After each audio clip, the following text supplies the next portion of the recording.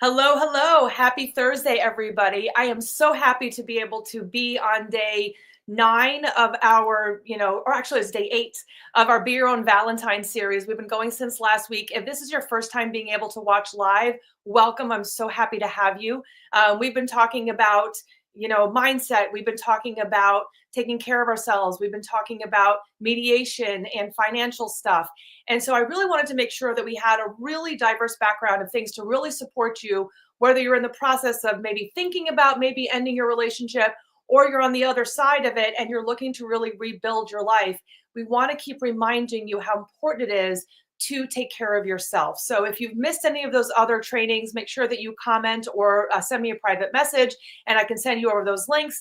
Just a heads up to anyone who is watching this on any of the social medias, because I got this going in a few different places. If you are a female, definitely come over and join our private Facebook group, Divorce Support, Heal, Rebuild, and Thrive. If you are a guy, you can still watch. This is still going to be pertinent to you.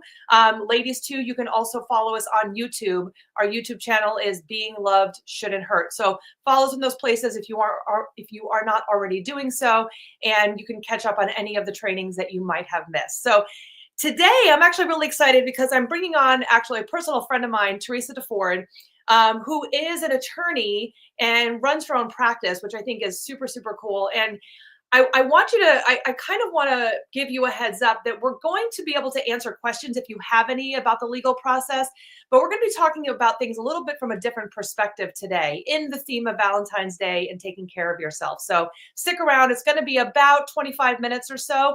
Definitely bring a notepad. I'm sure there's going to be some great little notes for you to write down and maybe even some things to think about. So get ready and let's welcome Teresa. Welcome to the stage. Hello.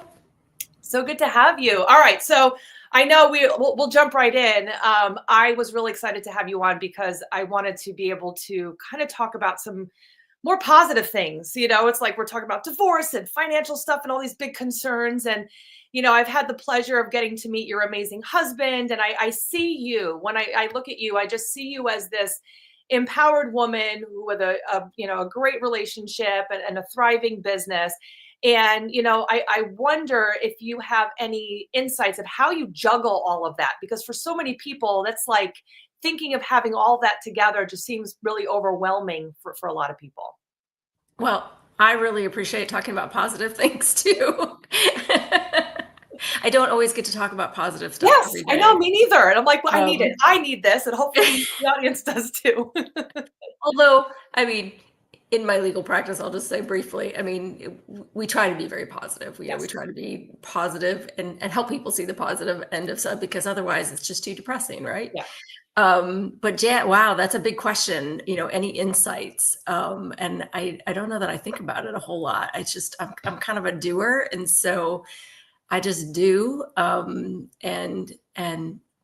I really focus on doing a lot of different things. Like you said, having a good relationship with my husband, with my kids, being a good boss and a good support to my team and other women in the community. I think that's just so important. At least it's important for me to be part of other groups of amazing women. That just helps lift me up, and that's really helped me over the years. Yeah, I agree.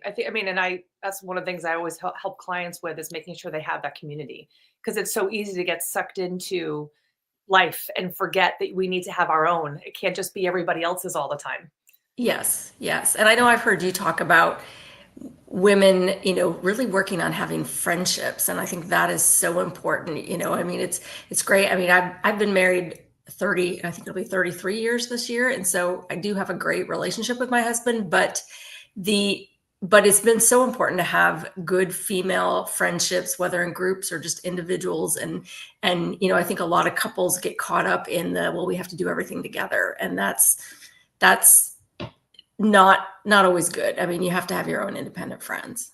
Well, and there is this, that your partner can't be everything. And I Yes. don't think they should be. I think, agreed. I think that we need to have other friendships, to have other interests. And I think there could be a lot of resentment if we are only focused on a relationship and then they don't want to do the things that we want to do. And then we don't do them. And then we're irritated at them, but that's not even their fault. Right, right, because it's we need to have our own life and our own. You had a quote on Instagram, I think yesterday, maybe it was other places, but it was about not being 50-50 relationship because I'm not a half, and I love that so much because we need to be 100% ourselves and 100% fulfilled in what we do, independent of our relationship with our spouse or significant other. I get so irritated when someone says, "Be my better half," or it like irks me every time I hear it. I'm like, "Oh, it's like nails on a chalkboard," because Yes. it isn't. We shouldn't have another half. We're not half people. We're not Yes. going to function. And if we're coming as half people, then that's not going to work either. There's going to be a lot of just imbalance in the It's relationship. it's a disaster to have two half people. Yeah, because it doesn't fit. You have to have Yeah. two whole people, and then you add to each other as opposed to, I think a lot of people go into relationships and they think they have this feeling that one, it's like going to be all about them, but also it's like they complete you, or Mhm, they're going to mhm. be, I don't know, they're going to, not that they're not going to have things different than you, because obviously again that's what it is, but it's not all them. You have to have your own life, be you, and be able to speak up for yourself with your wants and needs. Yeah, and who wants, I mean, who wants somebody that needs you to complete them? I mean, that makes them the needy person, and then you're having to give over to that person and give more of yourself, and you're not really getting anything in return. Yeah. Actually, I was just talking to someone yesterday. We were talking about how statistically women outlive men. Yeah. And so women, and a lot of women decide not to get into another relationship if their spouse passes away. And so if that's true, then we have to really be careful about having our outside interests and friendships, because we want to have Sure. that support. We want to have other people in our circle. Yeah. Yeah, I mean, and if you don't, then you're lost when that happens. Yeah. I can remember my grandmother, when my grandfather passed away, and, this was a long time ago, but, she was just totally lost. She had no life, no independence beyond that relationship, and she was not truly a complete person, and it was sad to say. She didn't live very long after he died. Yeah. Yeah, actually for mine either. My grandmother never learned how to drive. I mean, they were in France Same. and like it was easier to walk places, but Yeah. still like it would have been way easier for her to drive, but she just never did because my grandfather drove everywhere. And once he passed away, she just basically stayed home and did nothing, which was heartbreaking because there wasn't people there to really help her as much, but she was a disaster. Like, I mean, and disaster is in like she just didn't do anything Yeah. afterward. Yeah. What do you think? You and your husband have been married for a really long time. What do you think helped you not just attract a healthy partner, but really search out that healthy person? Like, was there anything in your upbringing that was like, I'm not going to deal with people's shit, or like, what was it that really? Because I mean, again, he's such a great guy, and was that from the beginning you just found him, you didn't have any other bad experiences, or you did and you knew better what to look for? Like, how did that start? Yeah, my parents have been married over 60 years now. So I mean, I had good examples, and both sets of grandparents were married a long time. But I did grow up, a lot of my family. There was a lot of divorce, in my aunts and uncles and cousins and such, and so I did see a lot of examples of bad relationships, or relationships that became broken, and so that I'm sure that did, influence me over time. My husband and I met in college, so I'm not sure I probably was completely the best picker at the time. I didn't know, but I think I knew that I had plans and I had goals of what I wanted to do with my life, and and I wanted somebody also like that had plans and goals, and that wasn't just content to stay where they were and stay stuck. Um, and I kind of didn't wait on him. We actually met at the end of college, and I was working an internship. I worked for the Drug Enforcement Administration, the DEA, after college, and so actually in college and then after college, and So I already had that. I was already moving along with that. We met, and a few weeks later, I moved to Washington, D.C. and was gone for 6 months. Came back. We kind of still started, we're hanging out, and then he followed me after we graduated. I moved back to Washington, D.C., and he followed me, and then we both started our careers and worked it out so that we were both doing what we wanted to, and we would meet back up at various times. We lived long distance for about 3 years before we finally ended up in the same place and stayed there. But I think that was really important, to have that independence and our setting our own goals first. And beyond that, I mean, once we got married, that's when I started law school.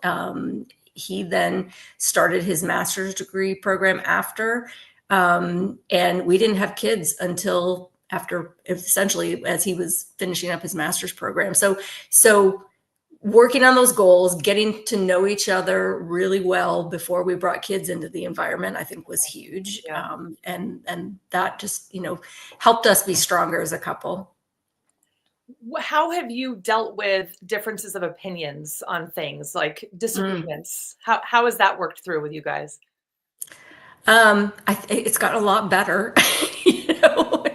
When you're young and everybody's opinion, my opinion is the right one and his opinion is the right one in his eyes. And there certainly were times that we probably just didn't speak on certain things or let it go. But I think I say that I always, that's a bad word to use, always, but I certainly always wanted to try to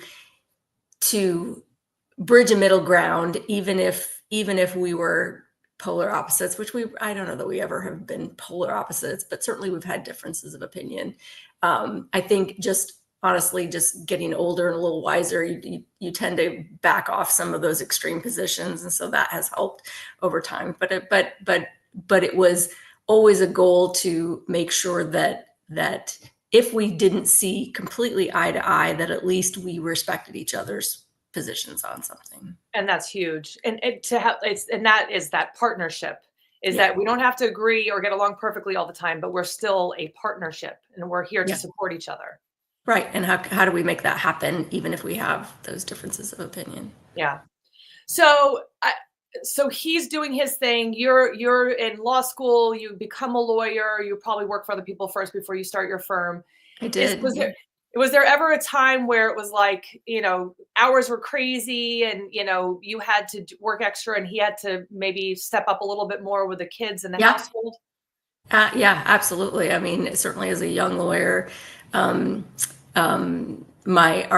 oldest son was born just as I actually started a job in the where we live.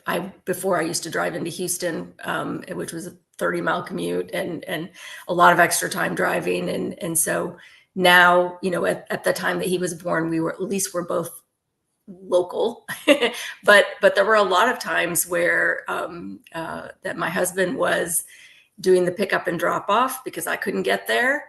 If he was sick during the day and somebody had to come pick him up, my husband would go do that. And in fact, certainly, when my oldest went to a Montessori school, and I would say that my husband was probably more part of the moms group than I was. So for the first few years, at least. I could see him being a part of the moms group. Yeah. Well, he enjoyed that. Yeah. And again, that's back to the partnership and not being intimidated by a strong, independent woman. I mean, if he was insecure, that could be a reason for him to use an excuse to not be so nice or to not be as supportive because, you were not around. And in a relationship where you're communicating well and the other person needs more support, we level up to be able to help that other person with their goals. Yeah. And he was always very understanding of that, knowing that, sometimes it was inconvenient. Sometimes he would have things going on that he wanted to do or whatever. And so we tried to work around that as best we could with using other support systems. When my younger son was born, we had the luxury of my husband's parents having moved here, and so we had that as backup, which was very nice, so that we both could handle things. And that's, my youngest is now 18, so we don't have that need anymore, but they're still around and they're still very helpful, just being backup for dogs and what have you that we need. How did you guys make time to keep reconnecting with each other over the years? Oh, I don't know that we were always that good about being intentional about it. There were several years, like just thinking more the past few years, we've been better about taking vacations, just the two of us, and or even whether it's a weekend. But there was a lot of years that probably we weren't doing that very well, And with or not younger doing kids, that's hard. I right. mean, we get it. Like, we're like, oh my gosh, how Yeah, long has it been since we've been on a date? But it's like yeah, the kids are little, so it's exactly. harder. Who are you? Yeah. But yeah, I mean, I think, we tried to always have activities together, even if it was even kid activities, and but taking vacations together, movie night, those sorts of things. Yeah. And to be able to, I mean, and you guys have the similar interests. Again, it doesn't have to be all similar, like all the same interests, but having those similar interests and still doing them. I mean, I remind people there's a reason why you got together. You have to keep doing those things and Mhm. spending time with just the two of you. And Yeah, even if it's just to have a conversation without the kids, jumping in and right. needing mom or dad or whatever. And trying out new things together too. I know my husband has gone through various interests through the years, and he used to be, well, he still loves cars, but he used to be really into cars, and we would go to all the car shows, and we had an old car that he wanted to work on, and so we would go to the car shows together. And then there was a period of time where he was into firearms training, and so I learned to shoot, and we went to the gun range together, and so just trying out new things with each other. Yeah. Well, it sounds like that's the growth mindset, is to just Yeah, keep growing together. right. I'm wondering, so okay, so you have this relationship, you're building your life, you're building your business. Have you ever felt this imposter syndrome, or ever felt like maybe you weren't good enough, or have any of those types of fears that some people have? Yeah, a lot, a lot. I think there's always some element of that. I don't know that that ever goes away. It's probably been more so at certain parts of my life, but I don't know that that ever goes away. There's always a feeling that you don't know as much as as you feel like you need to. How do you get out of that thinking if you ever get stuck there? I think it goes back to, again, just doing, just, the more you do, the more you try, the more you practice, eventually you start to feel more comfortable with it. That's really been the way I would handle it. Yeah. And what I say is feel the fear, but do it anyway. So there's Right. there's things where you're Right. like, "Oh, this is scary," or "This is uncomfortable," because there's more than a few things that I don't love doing, but I just Yeah. do it because, Yeah. you get out of your own way. Because again, it's just that you like it's just the thinking. We know it's just Yeah. our thought process. So just ignore it. Like, no, not gonna listen to you, and I'm just gonna do that thing that's scary anyway. Right. Fake it till you make it. Yeah, Right. exactly. Um, Yeah, I mean, I think that's the only way to really do it. There's I don't know that anybody that feels confident, 100% confident in anything they do the first time they've done it, or the first 100 times they've done it. Yeah. So you just have to keep doing it. And like you said, in the growth mindset, I mean, what's the worst that can happen? The worst that can happen is you try it, it doesn't work as well as you thought it did, or you look silly or whatever, and you try it again. Mhm. So Yeah, exactly. At the end of the day, at least you tried it. It's like the right. people that are like, "Oh, I don't wanna go to the gym because I don't know what I'm doing," or whatever, and I always say, "But yeah, but you're doing more than the person sitting on the couch, so go do it anyway." Who Right, cares? Who right, cares? right. And but I I, think that's so sorry, that's so oh, important to talk about, though, because I think there's so often where people are like, "How is it that this person," they might see you on the outside and be like, "Wow, she just got it all together. She's got it figured out," or they look at me and they might say that. I mean, I don't know. But, the reality is that we all have these thoughts in our heads. We all yes, have these moments of like, "What am I doing?" Or "Is this possible?" Or whatever. All those things happen. But should I I even think the try? difference, yeah, exactly. We keep trying. Yeah, yeah, So, I mean, I don't know if there's, let me just see it in the different things. And again, if you're following or, anywhere other than our Facebook group, definitely, come and follow us in our Facebook group, which is Divorce Support, Heal, Rebuild, and Thrive. Again, if you're a guy, sorry, you can't come to that group. It's ladies only. But everyone is welcome to Being Loved Shouldn't Hurt, which is our YouTube channel.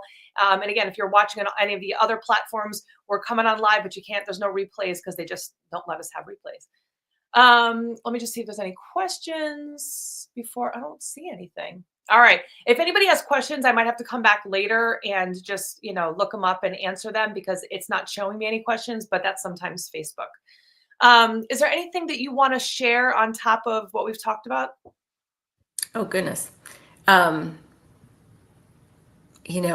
think, we're kind of talking about empowerment and just, feeling comfortable with yourself. I mean, I do so much reading. One of my favorite new books, I don't know if you've read it yet, is Mel Robbins' the Let Them theory. Mm-hmm. And oh my gosh, I mean, that's just, I think that is those concepts are extremely empowering, and I love Mel's approach to things because she's so down to earth and so, hey, we've all been there, we've all screwed up, and here's how we can do things better.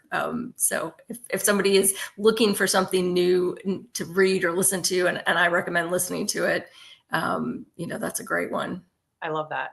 I was thinking this actually yesterday. I was like, Brene Brown and Mel Robbins, they're on, they say things, and I'm not gonna lie, we've been saying it for years with our clients, and I'm like, if someone heard me say it first, how cool would that have been? Because it's so sometimes it gets traction somewhere else, it's somebody else, and of course they have the platform, they have the audience, but it's such an important piece. And I think even what we were talking about before, and so much of the audience, we have to let people be them, like finding someone, like you didn't find Mark and was like, hey, I'm going to make you into the guy that I want you to be. You weren't like, let me change you and mold you and all that. And I think, well, there may have been times that I thought I could in younger days, right? And that probably didn't work out very well. It didn't work out. No. And I definitely have done that for David as well. Like, no, I don't like this thing and I'm going to make it something else. But the more that we can let go of trying to control or make someone else into who we want them to be, the better off we have it. I mean, one of the things I'll tell clients is, you have to look at the person for who they are and decide you're either going to learn how to work with them better or you're going to decide to not stay in the relationship. Yeah. Those are your choices. Right. But trying to make them into who you see the potential of them being is so beyond impossible, because even when we want to do the work on ourselves, that's really hard and we want to do the work. So how impossible is it for us to force someone to do something that we want them to do? Yeah. And that's why people stay in marriages way too long, because they're still thinking that they can change this person when it's, it's very clear that that's not happening. Yeah. What's the definition of insanity is, Exactly. And even something as simple, like when we hung out and our husbands both were like, we could just both tell, like we're the extroverts, and we could just tell they were getting to have enough, and if we were in a controlling place and we were irritated that they were needing to go home, that could have been an argument. In a relationship where they're not looking to understand each other, that could have been an argument. But instead, both of us are like, oh, it's time, and we knew that it was time to go. I knew it was time to go. He was getting sleepy. He wasn't communicating as much. I'm like, all right, David's had enough. They hung out for quite a while, though. They did good. They did. I was very proud of them. But we know them. And that's, that's what I think is, when you're looking for that dance in a relationship, it's really knowing your partner, knowing what works, and not being afraid to be like, hey, this isn't about me. Like, I need to take care of him, just like hope, he's going to be taking care of you as well. And in whatever types of situations you're in. Helping both people get what they need out of it. Exactly. So we got what we needed. We got our, fun time, and they came along, and then when they were ready to go, we went. Yep, exactly. And that's the way you do it, is to be able to support each other. So, we didn't get to I didn't see any questions come in. So again, maybe there's some that we're going to see later about actual questions about, family law of some kind. But if anybody wants to follow you, how can they find you?